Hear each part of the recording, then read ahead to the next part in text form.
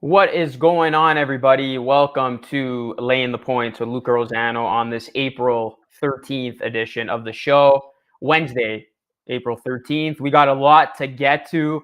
We had day one of the play-in go down last night. That was unbelievable basketball. We're going to talk that.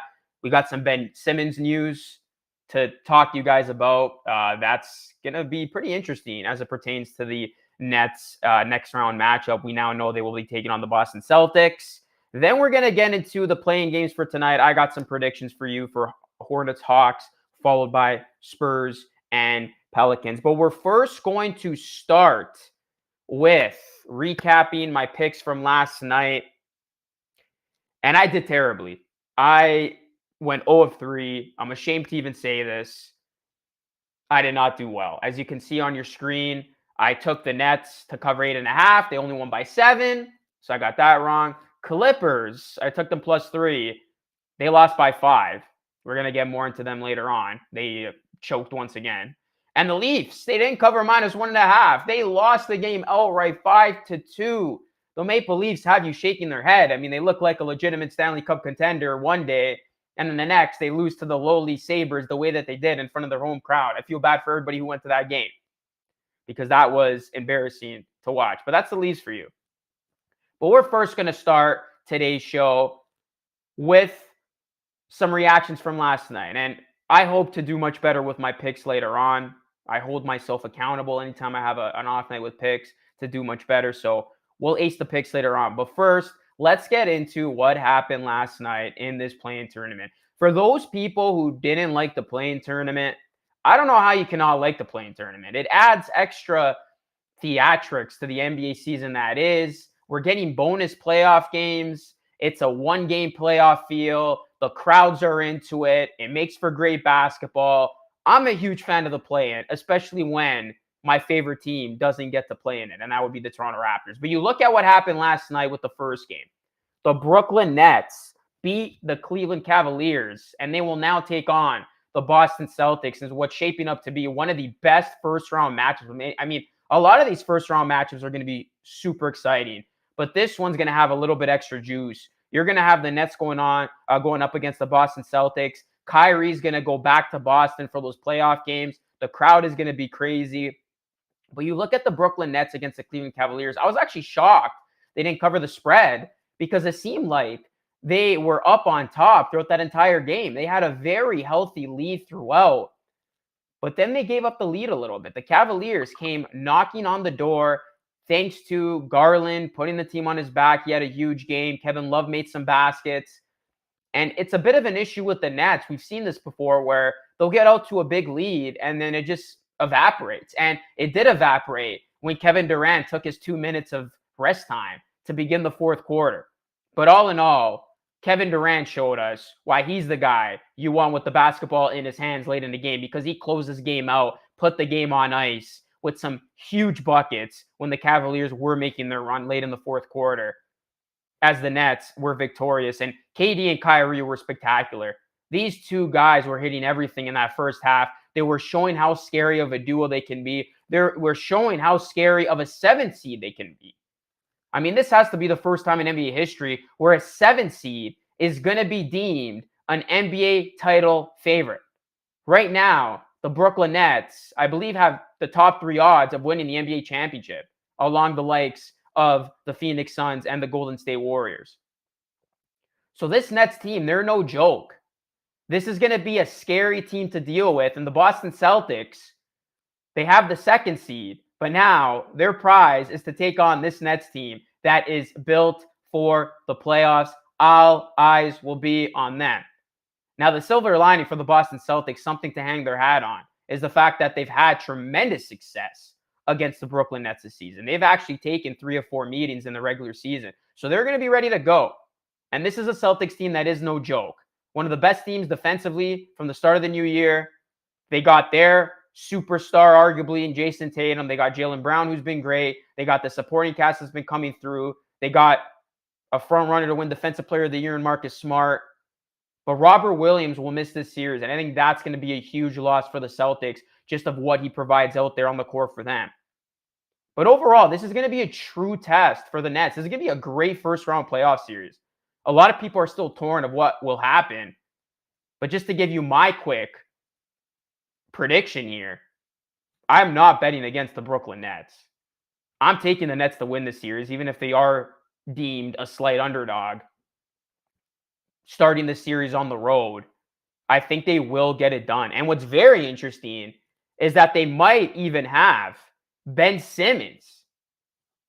As it said that Ben Simmons is very confident that he'll return for the first round of the playoffs. And there was a tweet yesterday that kind of went viral, and it was reported by Scoopy Robinson saying that Ben Simmons is very confident he'll make a return at some point in the first round playoff series. He's walking around like he's Jordan. And that got a lot of attention. People are like, who, Jordan Farmar or Michael Jordan? But nonetheless, the Nets could have Ben Simmons back. And this is a guy where Shams said he is, I'm told, very confident he'll be able to make a return at some point in the first round. And I quote, I think games 1 and 2 in Boston is too quick, but I definitely think after that, there is a window for Ben Simmons to return. Even if he's able to give 15 to 20 minutes, that's a game changer. And it will be. For as much as we poke fun at Ben Simmons and his inability to go out there and play and how long of a break he's had this season and what he's going through off the court with his lawsuits, with his mental, do not ignore the fact that Ben Simmons will be a game changer. This is still one of the better defensive players in the league. This is still a very versatile playmaker, a guy who will get his teammates involved. And I think he's going to be a perfect fit on a Nets team that won't want the ball in Simmons' hands, that will want the ball in KD and Kyrie's hands. Ben Simmons will be allowed to delegate. He won't have pressure on him to make big shots late because he's got teammates who can do that. A much different situation here in Brooklyn than the one he had in Philly, and that's going to make Ben Simmons ultra confident. Because really what the Nets need Simmons to do is play defense and facilitate. And those are his two biggest strengths. I mean, if Ben Simmons doesn't take a damn shot all game, the Nets won't even be disappointed with that. You know, Ben Simmons is going to get his when it comes easy to him, but they do not need Simmons to be a jump shooter. Philadelphia needed Ben Simmons to be that secondary scorer, that sidekick to Joel Embiid, which is why it ultimately did not work out in Philly. They don't need Simmons to be that here. They just need him to play defense and find the open man. So that is why a Ben Simmons Nets lineup is going to be very scary and add another layer of depth that other teams got to look out for. So I really like the Brooklyn Nets. They're still my pick to win the NBA championship.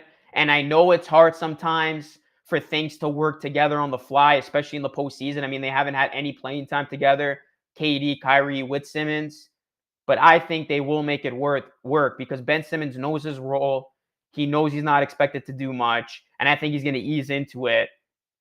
And the Nets will start their playoff run by beating a very capable Celtics team. But I'll say this, guys. Whoever wins this first round playoff series, I got him beating the Bucks. Whoever wins this first round playoff series, whether it's the Nets or Celtics, I got him going all the way to the conference finals. That's how big of a series this is for both teams. And I know people might be saying, wow, put some respect on the defending champs' names. I just think these two teams are that good. So whoever wins this series will get to the Eastern Conference Finals. That is my prediction here.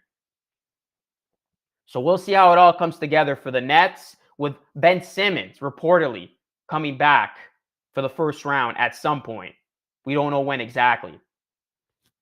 Okay, I want to actually take a step back here, and I want to talk about the Timberwolves win of that final play-in game that happened yesterday, because I do want to talk about this. I want to put some respect on the Timberwolves' name. That was a crazy game. And I'm surprised the Timberwolves came back and won. As you see on your screen, put some respect on our name. Now, it was comical. Everybody was taking a shot at the Timberwolves because they were celebrating like they just won the NBA championship. This is to get into the playoffs. And you saw the celebrations from Beverly and Ant, and they were celebrating like the great Kobe Bryant did when the Lakers won the championship back in the day. But nonetheless, this is a major accomplishment for the Timberwolves. They have clinched a playoff spot, and the Target Center was on fire last night. And I'm excited that that scene will happen again for at least 2 more games in Minnesota. But I was very impressed with the Timberwolves comeback. It looked like the Clippers had this game on ice. They were up by 7 points with about 7 minutes left. Karl Anthony Towns, who had a history of struggling against the Clippers this season, had one of the worst stat lines you could have ever imagined. He fouls out. Everything looks lost for the Timberwolves. And then they engineer, I think it was something like a 16-2 run, getting back in the game and closing the game out. And you know, Pat Beverly was talking his trash after this one was done. He's like, it's going to be a long flight back to LA for those guys. Because remember, he did this against his old team. He did this against the team that did not want to pay him to bring him back. So you better believe Pat Beverly was feeling himself after this win. And now this is going to set up a very entertaining first-round matchup between the Wolves and the Grizzlies, where we will see Pat Beverly go up against Ja, where we will see a lot of trash talking, where we will see a matchup between two teams that have had so many crazy celebrations during the regular season. And that is going to be a fun one. Now, I do think the Grizzlies will ultimately win that playoff series, but do not sleep on the Wolves. They can make that one interesting. I would not be surprised if they steal a game or two. That team is capable. They're playing with a ton of confidence right now, but they need Cat to be good. If Cat is going to have the type of outings that he did against the Clippers in the playoffs, they're not going to last long. I can see that one being over in 5. But if the big 3 steps up, all 3 of them, and the defense is there with guys like Vanderbilt playing big roles, Pat Beverly doing his thing, can he try to contain Ja? Don't count out the Wolves. They'll have a chance. This Timberwolves team has been so fun to watch. They play with that swagger, that chip on their shoulder. And you know they're going to love the underdog role going up against the number 2 seed Memphis Grizzlies. And then on the flip side of the Timberwolves winning, the Clippers lost. They choked again. I know this is not technically the playoffs, but they choke again in a playoff type setting where they had a lead, it looked like they were going to win, and then they completely collapsed. And this is inexcusable for the Clippers. And I'm very pissed off because I had the Clippers as a future bet to win the championship, but they're toast. Because even if they do win their next game to get into the playoffs, they're going to be entering as the 8th seed to take on the Suns. And unless Kawhi Leonard miraculously comes back, they got no shot at beating the Suns in the first round. I did like the Clippers in a potential upset spot against the Grizzlies. So that was their chance to get in as the 7th seed. They squandered that. Now they're going to get in, if they do get in, as the 8th seed. And I do not like their chances against the Suns. Unless Kawhi fully recovers. But it's unlikely at this point. He'll be ready to go for at least the first round. So the Clippers, once again, had their fans on the edge of their seats thinking, okay, we got this in the bag. And then once again, disappointed. Playoff P, living up to his name. And that Clippers team, unable to close out a very hungry T-Wolves team that came back. But it just shows you how important home court is going to be in the playoffs, especially with these max capacity crowds back. Home court advantage once again means something, unlike it did 2 years ago in the bubble. Or even last year when places were slowly getting back to 100%. So that wraps up day 1 of the NBA play-in tournament. Now let's get into some games tonight. And these games should live up to the hype as well. I think both these games are going to be great matchups. We're first going to start Hornets taking on the Hawks. And the Hawks are actually 5-point favorites here. 5.5-point favorites. It went up a little bit. I think it started out at 5. So people are laying that money on the Hawks. They're laying the points with the Hawks. Now, this should be a very entertaining battle. Obviously, the biggest draw, LaMelo Ball going up against Trae Young. 2 very electric, fun-to-watch point guards. And you look at Trae Young. He has been awesome this season. He's a reason why the Hawks have optimism despite entering this play-in, having to win 2 games to get in. 28.4 points, 38% from 3, 3.1 three-pointers made, 9.7 assists. As long as you've got Trae Young on your team, you got a puncher's chance against any team. As you look at what he does, he is a human highlight reel. And even I know I'm looking ahead here, but let's just say the Hawks can get on through and they are the 8th seed, or 7th or 8th seed. Or sorry, the 8th seed, because the Nets are the 7th seed. Will they really be intimidated to go up against the Heat? I'm not taking anything away from the Heat. My point is, as long as you have a superstar-like player, a guy like Trae Young who could put the team on his back and just go off at moment's notice, you have a chance at all times. So going back to the game tonight, because first they got to win this game to have a chance at that 8 spot. They got to win 2. They got to win tonight, and then they got to beat the Cavaliers. I like the Hawks tonight to cover and win. Because when it comes down to it, I just don't think defensively the Hornets, who have been a team that have struggled defensively all season, can contain Trae Young and slow down some of these other key role players that have stepped up, the Bogdanoviches of the world, the other players who have come up big for this team. So I like the Hawks tonight. I would actually lay the points. I think this will be a close one, but late in the 4th quarter, I do expect the Hawks to put the ball in Trae Young's hands and him going to work. As the Hawks love this underdog role. Expect big games from Herter, Gallinari, Bogdanovich, Okongwu. Cabarrot has come up big in an increased role with this team. So I like the Hawks tonight. I'm laying the points with the Hawks -5.5. And then I really like their chances against the Cavaliers. And if we don't get to that, because that'll be on Friday and we're off on Friday, there will be no show on Friday because of Good Friday. I like the Hawks to get through. I like the Hawks to meet the Heat in the first round. And I think that's going to be a very interesting matchup. I'm not saying the Hawks would win that matchup. But again, as long as you got Trae Young, you're never truly out of any game or series. And then in the final game of the night, the nightcap, Spurs Pelicans. The Pelicans favored by 5.5 points. But this is a game where I'm actually going to take the points. This is a game where I think is going to be ultra close because you look at the Spurs. What a remarkable turnaround for the San Antonio Spurs. It looked like this team was headed for the bottom of the West. It looked like they were headed for the lottery, and they probably did want to be headed for the lottery. But then the Lakers slump, things open up, the Kings suck, and the Spurs have this road to the 10th spot, which they captured. And now they have a chance to be a true underdog of these entire play-in tournament bracket and playoffs if they make it that far. But you look at the Spurs, they have been a solid bet against the spread of late. 19-12-1 against the spread as a road dog. And they're actually 3-1 against the Pelicans this season.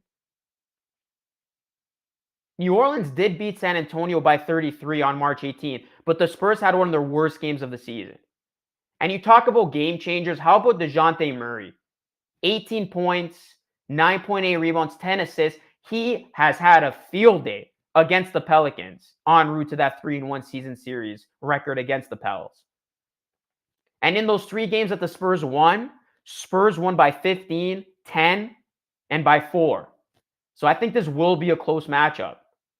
And the Spurs are 9-1-1 against the spread in their last 11 games. So they have gotten hot at the right time. As you look at DeJounte Murray, you talk about human highlight reels. He has been the main reason why the Spurs are even in this spot. The All-Star, first-time All-Star, a true gem on the Spurs team, a guy who they can build around moving forward. And this San Antonio Spurs team, a lot of people talk about how the golden era is done there, which it is. But this is a team that they got some good young pieces.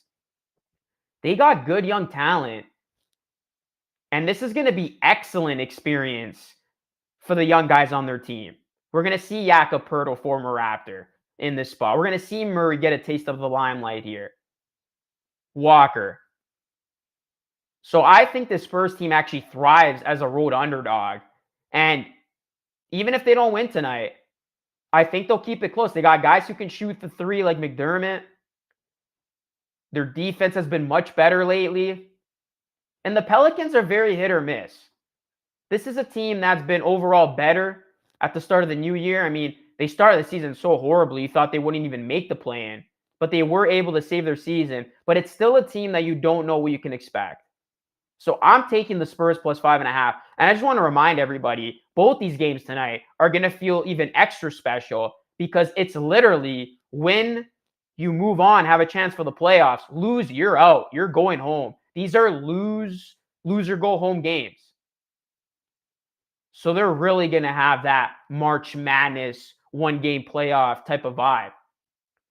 The winner of these games have a shot at the 8th spot. They will play on Friday. The loser, their season's done. So expect all these matchups, both these matchups, to be high intensity. So we'll see what happens. But just to quickly recap my bets for tonight, if you do want to bet them, I like the Hawks minus 5.5, and I like the Spurs plus 5.5. I think we're going to get two good games, but I think one will be closer than the other, and that will be that Spurs game. So hopefully I can rebound from my 0-3 record last night, and hopefully I can come away with a 2-0 record. Those are my official two bets of the night. Hawks minus 5.5, Spurs plus 5.5. And with that, that will conclude another edition of Laying the Points with Luca Rosano. Thank you so much for watching. You can find us on Twitter Live, at The Parlay, YouTube Live, at The Parlay, Parlay TV, their website. This podcast is on Apple iTunes as well, so you can make sure you download it, leave us a nice 5-star review. And that is it. Couple games in the NHL tonight if you want to bet, as you see with the ticker, and 2 games in the NBA playing games that are going to be must-see TV once again, just like last night. This is Luca Rosano signing off. Thank you so much for watching, and we'll catch you all again on tomorrow's show.